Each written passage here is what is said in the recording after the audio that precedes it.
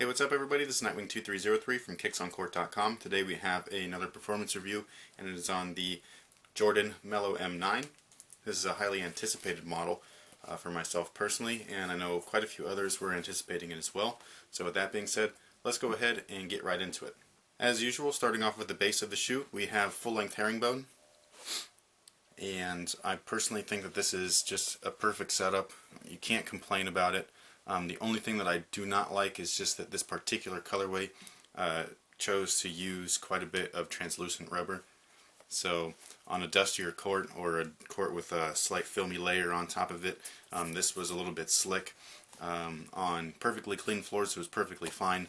So what I would recommend is getting a version with solid rubber throughout, which is pretty much every other colorway other than this one and the black and pink one. So those are the only two that have this kind of setup, is this guy right here, and this black and pinks were like just released. So everything else though, the black and reds, the Nicks, the Homes, there was others, I can't remember what the other colorways were, but those black and blue ones, the University Blue, all that stuff, they all have solid rubber. So basically you could definitely feel a difference.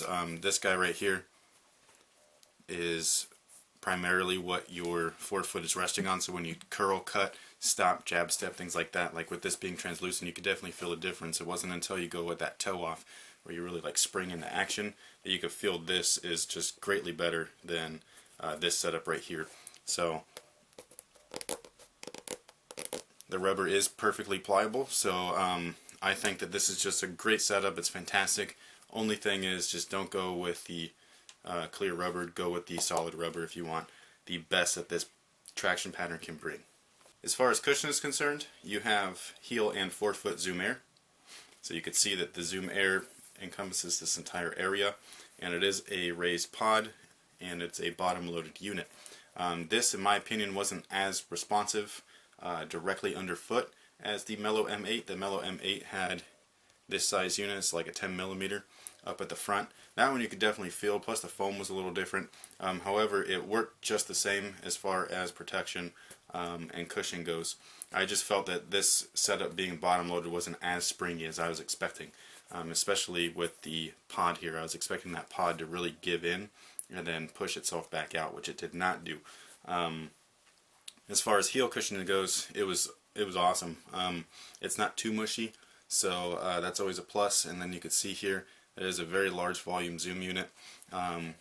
If they would have done this throughout heel and forefoot with this large bag, I think that would have been incredible.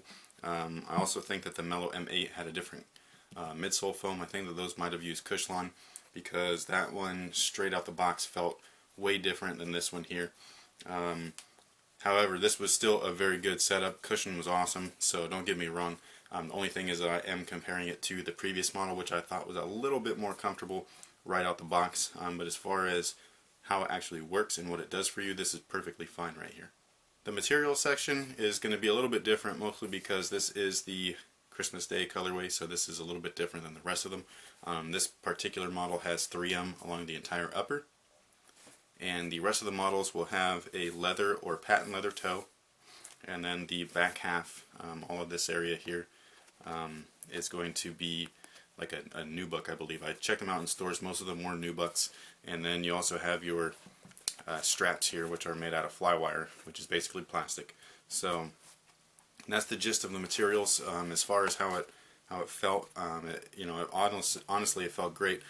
This didn't require too much break-in time. I thought it was going to be pretty stiff, but it actually was not. And it's very similar to all of the other release versions, which I did check out in store. So the greatest thing is that the material layers are fairly minimal, especially on the side panels.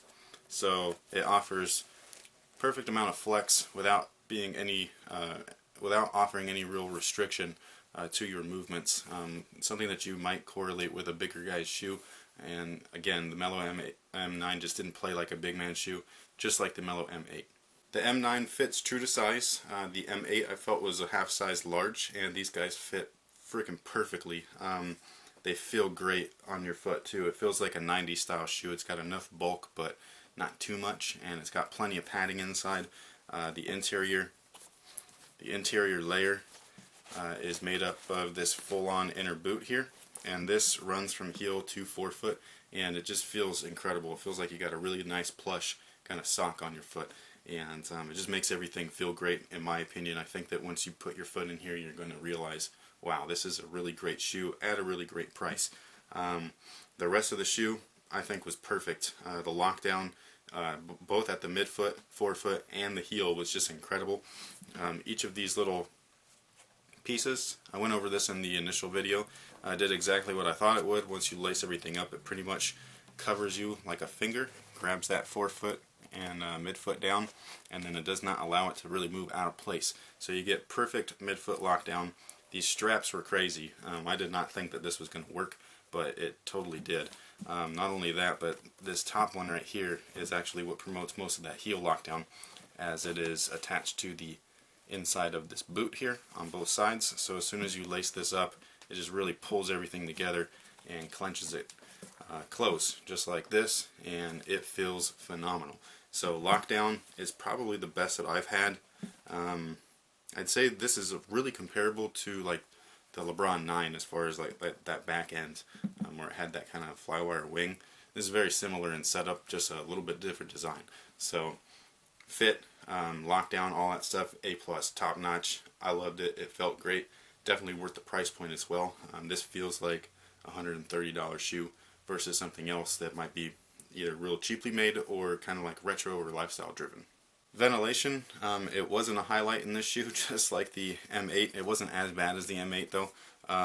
Basically you do have that mesh, which is throughout the inner boot. However, like I was saying in the fit section, that boot is pretty thick. It feels great, but it also retains more moisture than it actually allows to escape. So the inside of the shoe does get fairly moist.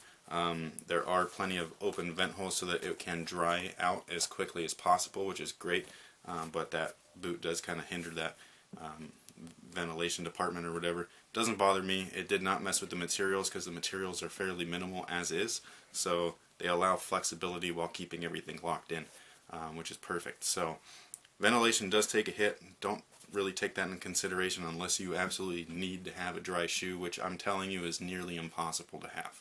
As far as support goes, you have a midfoot shank, which is that tiny little green hit in there. You can't see it, but it is in there. And then you also have this lateral support, which is that TPU cage.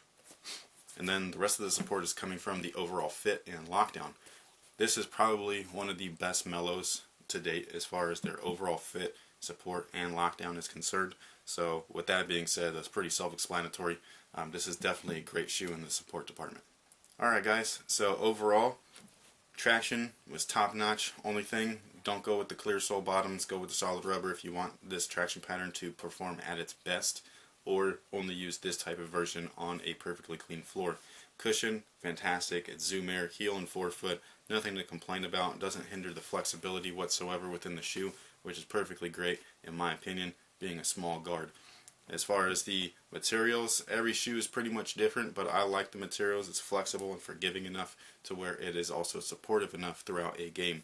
So there's no worry with that or without its ability to retain its shape. The overall lockdown and fit, perfect. Ventilation, not so great. And support is awesome.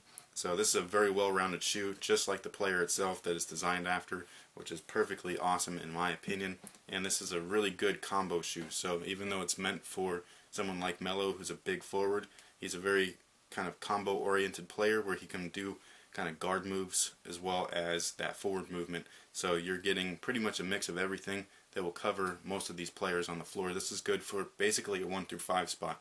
So that's pretty much it. You can check out more information, including the scores, on my site, kicksoncourt.com. So with that being said, thank you guys for watching, and until next time, have a good one.